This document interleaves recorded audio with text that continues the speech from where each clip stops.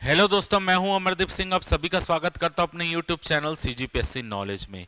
दोस्तों, आज के वीडियो में हम सीजीएसआई मेंस का एक महत्वपूर्ण टॉपिक कवर करने वाले हैं। जब आप सीजीएसआई मेंस का पेपर 2 का सिलेबस देखेंगे तो उसमें स्वतंत्रता के बाद भारत में एक टॉपिक दिया है राज्यों का पुनर्गठन। वो टॉपिक आज डिटेल में हम इस वीडियो में कवर करने वाले हैं कि राज्यों के पुनर्गठन के लिए कौन कौन सी समितियां बनी है, जब राज्य पुनर्गठन आयोग बना तो उसका गठन क्यों किया गया, आंध्र प्रदेश भाषा के आधार पर कैसे पहला राज्य बना, उसका क्या इतिहास रहा है, सभी चीजें हम आज के वीडियो में डिटेल में कवर करने वाले हैं। तो अगर आपको ये वीडियो अच्छा लगे तो वीडियो को जरूर लाइक कीजिएगा, चैनल में नए आए होंगे तो चैनल को सब्सक्राइब कीजिएगा, वीडियो को ज्यादा से ज्यादा अपने दोस्तों में शेयर कीजिएगा। इसके अलावा सीजीएसआई मेंस का एक टॉपिक हमने कल की क्लास में भी कवर किया था, उसका प्ले लिस्ट हमारे यूट्यूब चैनल में बना हुआ है। प्ले लिस्ट में जाइएगा, एसआई मेंस का प्ले लिस्ट है, वहां पर अब डेली कुछ ना कुछ वीडियो आने वाला है एसआई मेंस के लिए, तो आप वहां जाकर उस वीडियो को देख सकते हैं। ठीक है, तो अगर आपको वीडियो अच्छा लगे तो वीडियो को जरूर लाइक कर दीजिएगा। ठीक है, इस वीडियो का जो भी हम कंटेंट यहां पर पढ़ा रहे हैं उसका पीडीएफ कहां पर मिलेगा, टेलीग्राम ग्रुप ज्वाइन कर लीजिएगा, टेलीग्राम ग्रुप में आपको पीडीएफ मिल जाएगा। ठीक है, चलिए स्टार्ट करते हैं। राज्यों का पुनर्गठन। इसके पहले क्लास स्टार्ट करने से पहले थोड़ी सी बेसिक जानकारी जो मैं आपको देता ही हूं कि सीजीएसआई मेंस का हमारा बैच स्टार्ट हो चुका है 20 जुलाई से। अगर आप सीजीएसआई मेंस की तैयारी कर रहे हैं तो मात्र 999 रुपए में आप हमारे बैच को ज्वाइन कर सकते हैं। ये बैच 20 जुलाई से स्टार्ट हो चुका है, कंप्लीटली ऑनलाइन बैच, और आपको सीजीएसआई मेंस का पूरा सिलेबस आपको इस बैच में कवर कराया जाएगा। क्योंकि अभी हमारा फाउंडेशन डे आने वाला है तो ये फाउंडेशन डे ऑफर चल रहा है, और ये 20 जुलाई तक पहले ये ऑफर था लेकिन अब ये बढ़कर 24 जुलाई तक हो चुका है, तो 4 से 5 दिन आपके पास बचे हुए हैं। आप अगर इस बैच को ज्वाइन करना चाहते हैं तो वर्तमान में 999 रुपए में ज्वाइन कर सकते हैं, फिर इसकी प्राइस 1999 हो जाएगी, तो आप कम प्राइस में अब इसको ज्वाइन कर सकते हैं। तो इसके लिए आपको अगर इस बैच को ज्वाइन करना है तो इस बैच के लिए लिंक आपको कमेंट सेक्शन में दी गई है, आप वहां पर क्लिक करके इस बैच को ज्वाइन कर सकते हैं। ठीक है, और अगर कोई क्वेरी होगी तो नीचे नंबर दिए गए हैं, आप इन नंबर पे कॉल करके अपनी क्वेरी को दूर कर सकते हैं। चलिए, अब बिना किसी कुछ भी व्यवधान के अब चालू करते हैं, हम आज का जो वीडियो है उसको स्टार्ट करते हैं। ठीक है, जो है आपका राज्यों के पुनर्गठन से संबंधित प्रमुख समितियां, फिर हम देखेंगे कि राज्यों का पुनर्गठन कैसे हुआ। अब आप देखेंगे कि हम हर चीज को सिस्टमैटिक तरीके से आपके सामने प्रेजेंट करने की कोशिश कर रहे हैं, ताकि जब आप सिस्टमैटिक पढ़ेंगे तो आपको रिकॉल करने में चीजें याद होंगी। सबकी फोटो वोटो प्रॉपर लगा के सिस्टमैटिक चीजें बनाई जा रही हैं ताकि आपको डिजिटल रूप में आसानी से कोई भी शिक्षा आप ग्रहण कर पाए। चलिए देखेंगे, कल भी हमने पढ़ा था रियासतों के विलीनीकरण के मामले पर कि माउंटबेटन जब योजना आई थी तो माउंटबेटन योजना के तहत भारत और पाकिस्तान दो अलग देश बन गए थे, और जो रियासतें थी उनको छूट दी गई थी कि वो भारत में भी मिल सकते हैं, पाकिस्तान में भी मिल सकते हैं, या स्वतंत्र भी रह सकते हैं। तो लगभग 550 से ज्यादा रियासतें भारत में आकर मिली। तो जब भारत में आकर रियासतें मिली तो उसके बाद स्वतंत्रता के समय से ही एक नारा दिया जा रहा था, क्योंकि भारत के लोग ये चाहते थे कि भाषा के आधार पर राज्यों का गठन किया जाए, और हमारे नेता भी ये उनको विश्वास दिला रहे थे कि हम भाषा के आधार पर राज्यों का गठन करेंगे। लेकिन जब भारत स्वतंत्र हो गया और उसके बाद जब ये मांग डिमांड बढ़ने लगी कि भाषा के आधार पर राज्यों का गठन किया जाए, तो सबसे पहले भाषा के आधार पर राज्यों का गठन किया जाना चाहिए कि नहीं किया जाना चाहिए, इसको देखने के लिए एक आयोग बनाया गया, उसका नाम था धर आयोग। याद रखिएगा, पेपर की दृष्टि से बहुत इंपॉर्टेंट है कि भाषा के आधार पर राज्यों का गठन हो या ना हो, स्वतंत्र भारत का ये पहला आयोग था जिसने ये देखा कि भाषा के आधार पर राज्यों का गठन किया जा सकता है कि नहीं किया जा सकता। तो भाषा के आधार पर राज्यों का गठन किया जाना चाहिए कि नहीं किया जाना चाहिए, इसको देखने के लिए सबसे पहला जो आयोग बना उसका नाम था धर आयोग, और ये कब बना था? 1948 में बना था। याद रखेंगे, धर आयोग का गठन कब किया गया? 1948 में किया गया, जिसके अध्यक्ष का नाम था श्री एस के धर, क्योंकि इन्हीं के नाम पर इस आयोग को धर आयोग बोला गया। और इस आयोग में दो और सदस्य बनाए गए, एक का नाम था के एम पणिक्कर और दूसरे का नाम था एन आर चंद्रावरकर। याद रखेंगे, पणिक्कर और चंद्रावरकर ये दो सदस्य इस आयोग में शामिल थे। अब धर आयोग को क्या देखना था? धर आयोग को यह देखना था कि अब भाषा के आधार पर राज्यों का गठन किया जा सकता है कि नहीं किया जा सकता। तो यहां पर धर आयोग ने अपनी सिफारिशें दी सरकार को। क्या सिफारिश दी धर आयोग ने? धर आयोग ने यह सिफारिश दी कि भाषा के आधार पर राज्यों का गठन अभी नहीं किया जाना चाहिए।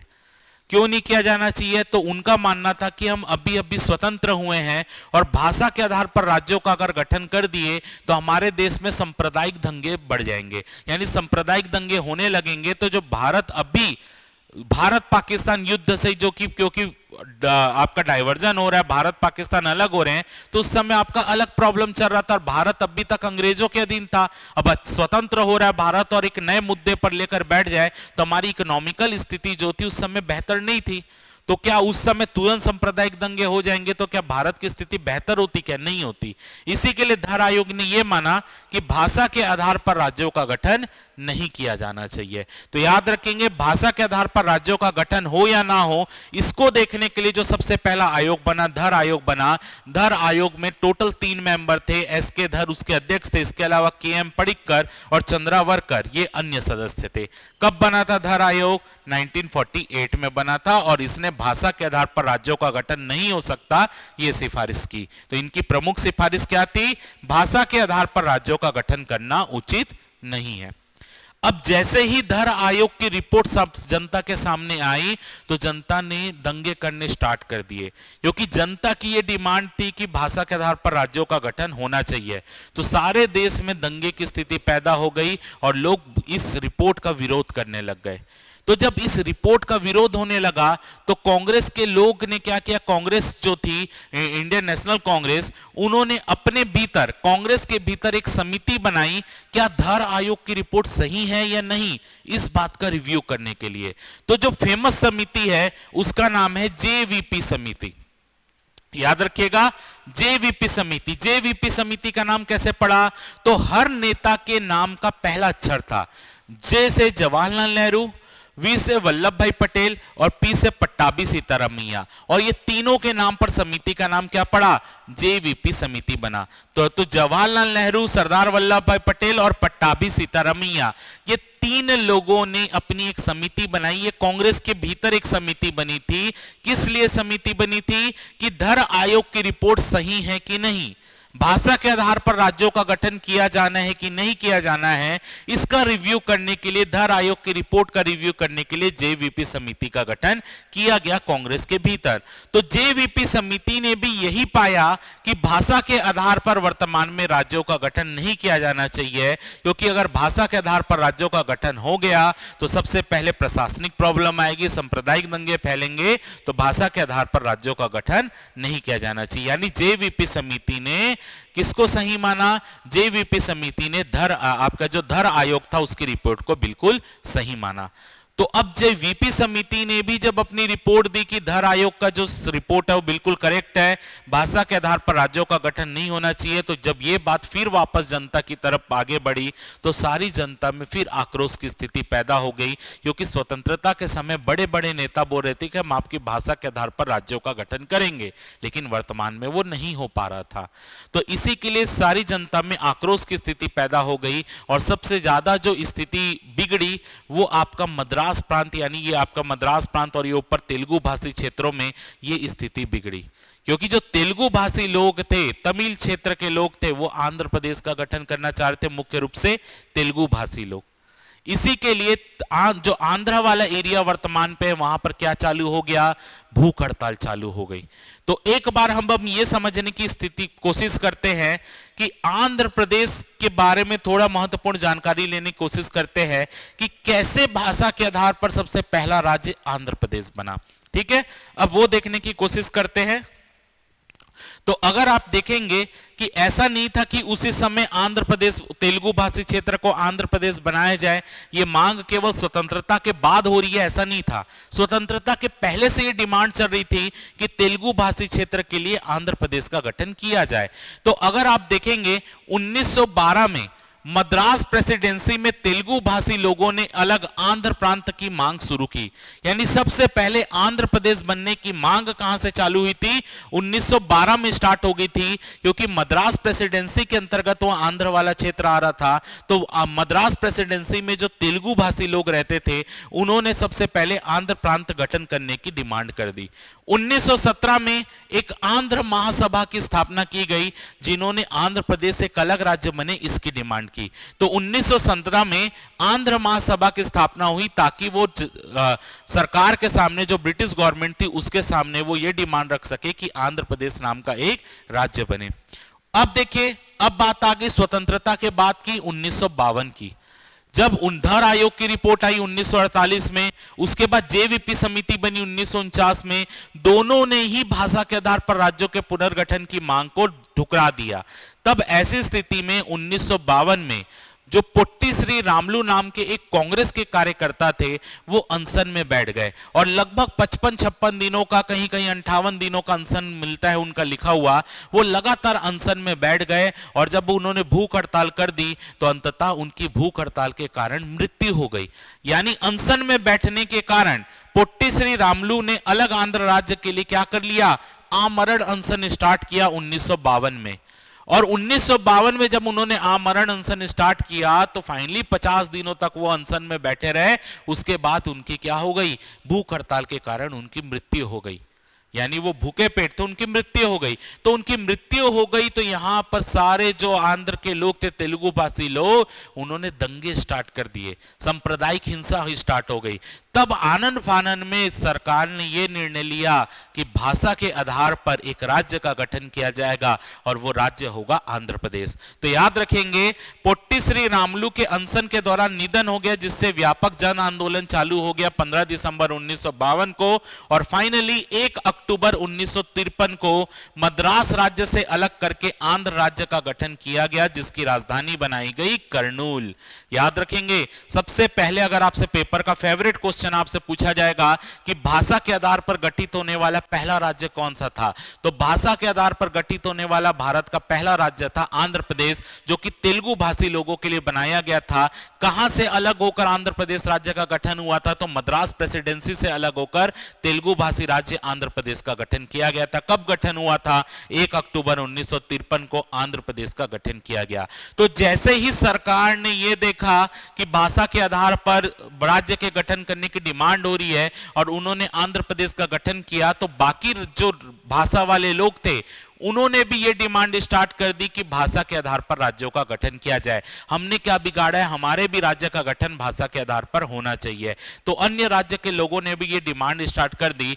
तब भारत सरकार ने 1953 में जाकर एक नए आयोग का गठन किया, जिसे हम राज्य पुनर्गठन आयोग कहते हैं, या इस आयोग का दूसरा नाम है फजल अली आयोग, क्योंकि राज्य पुनर्गठन आयोग के जो अध्यक्ष बनाए गए थे उनका नाम था फजल अली, तो उन्हीं के नाम पर जो आयोग का नाम पड़ा फजल अली आयोग। तो याद रखेंगे, जब आंध्र प्रदेश का गठन किया गया 1953 में, तब यहां पर डिमांड उठने लगी कि अन्य भाषा के लोग भी ये डिमांड करने लगे कि भाषा के आधार पर हमारे भी राज्यों का गठन किया जाना चाहिए। इसलिए 1953 में, याद रखेंगे, 1953 में राज्य पुनर्गठन आयोग का गठन किया गया, जिसे हम फजल अली आयोग के नाम से भी जानते हैं। तो याद रखना, फजल अली आयोग का दूसरा नाम क्या है? राज्य पुनर्गठन आयोग, जिसका गठन कब हुआ? 1953 में। इसके अध्यक्ष कौन थे? इसके अध्यक्ष थे फजल अली, न्यायमूर्ति फजल अली इस आयोग के अध्यक्ष थे। इस आयोग में 2 और सदस्य थे जो पेपर की दृष्टि से इंपॉर्टेंट है। वो सदस्य का नाम था पंडित हृदयनाथ कुंजरू और के.एम. पडिक्कर। याद रखना है, 2 और सदस्य थे, हृदयनाथ कुंजरू और के.एम. पडिक्कर। और ये पेपर का फेवरेट क्वेश्चन है, आप सीजीपीएससी का देखे होंगे, कई बार स्टेट सर्विस में ये क्वेश्चन आया है कि फजल अली आयोग में और कौन से सदस्य शामिल थे। तो 2 सदस्य थे, हृदयनाथ कुंजरू और के.एम. पडिक्कर। के.एम. पडिक्कर के बारे में याद रखिएगा कि के.एम. पडिक्कर फजल अली आयोग के भी सदस्य थे और धर आयोग के भी सदस्य थे के.एम. पडिक्कर। ये दोनों आयोग के सदस्य रह चुके हैं, ये भी याद रखिएगा। तो 1953 में, याद रखिएगा, भारत सरकार ने 29 दिसंबर 1953 को राज्यों के पुनर्गठन के लिए एक आयोग का गठन किया, जिसे राज्य पुनर्गठन आयोग के नाम से जाना जाता है। अब राज्य पुनर्गठन आयोग ने 1955-56 में जाकर अपनी रिपोर्ट दी और इस रिपोर्ट में यह बोला गया कि भाषा के आधार पर राज्यों का गठन किया जाए। तो याद रखेंगे कि राज्य पुनर्गठन आयोग ने यह बोला भाषा के आधार पर राज्यों का गठन किया जाना चाहिए। इस आयोग ने माना कि भाषा के आधार पर राज्यों का गठन किया जाए। लेकिन एक पॉइंट अपनी कॉपी में नोट करके रखिएगा, इस आयोग ने एक भाषा एक राज्य के सिद्धांत को ठुकरा दिया।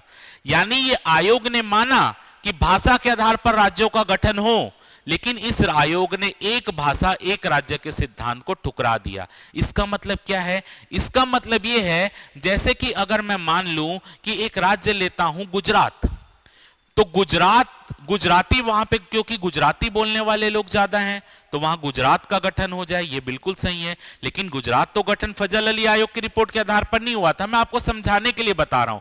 अगर मैं एक एग्जांपल, चलिए गुजरात का छोड़ के पंजाब का ले लेते हैं।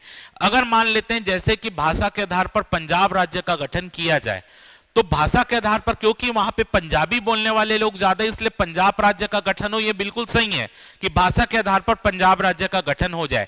लेकिन एक भाषा एक राज्य के सिद्धांत को उन्होंने ठुकरा दिया। कहने का मतलब कि पंजाबी बोलने वाले लोग वहां ज्यादा, इसलिए पंजाब राज्य का गठन हो रहा है। लेकिन इसका मतलब यह नहीं है कि पंजाब राज्य में केवल पंजाबी लोग रहेंगे, वहां अन्य धर्म अन्य भाषा बोलने वाले लोग भी रह सकते हैं। तो एक भाषा एक राज्य के सिद्धांत को ठुकरा दिए। इसका मतलब कि ऐसा नहीं होगा कि पंजाब में केवल पंजाबी लोग रहेंगे, वहां अन्य भाषा या अन्य धर्म के लोग भी वहां रह सकते हैं।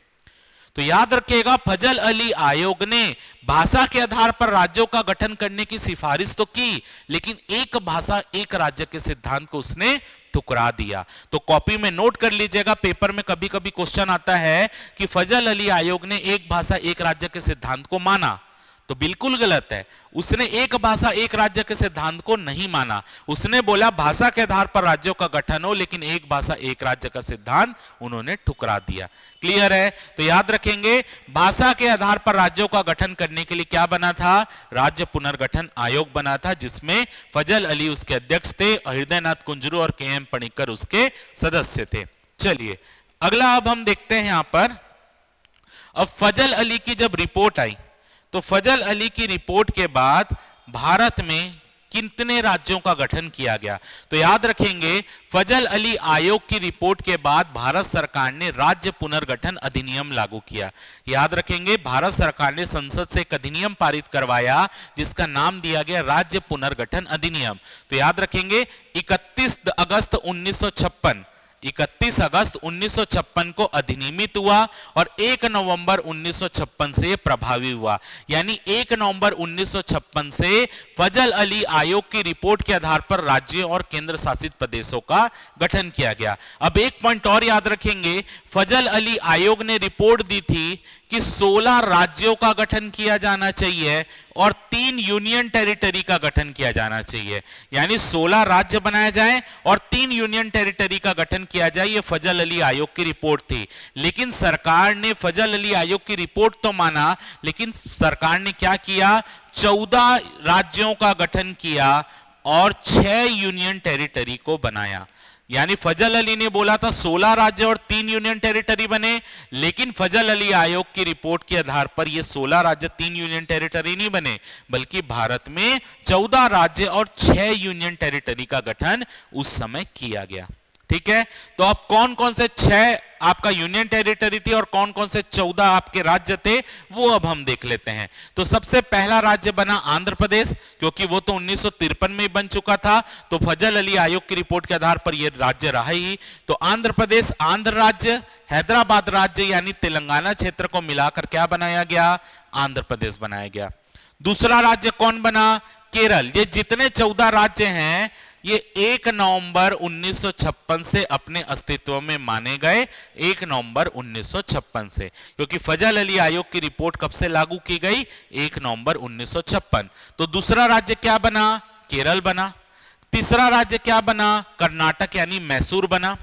चौथा राज्य बना महाराष्ट्र, जिसको उस समय बॉम्बे कहा जाता था। पांचवा राज्य बना गुजरात, जो आगे चलकर 2 भाग में टूटा, महाराष्ट्र से अलग होकर बंबई और गुजरात 2 राज्य में बटे। पंजाब, मध्य प्रदेश, राजस्थान, उत्तर प्रदेश, बिहार, पश्चिम बंगाल, उड़ीसा, असम और तमिलनाडु, जो तत्कालीन का मद्रास नाम था।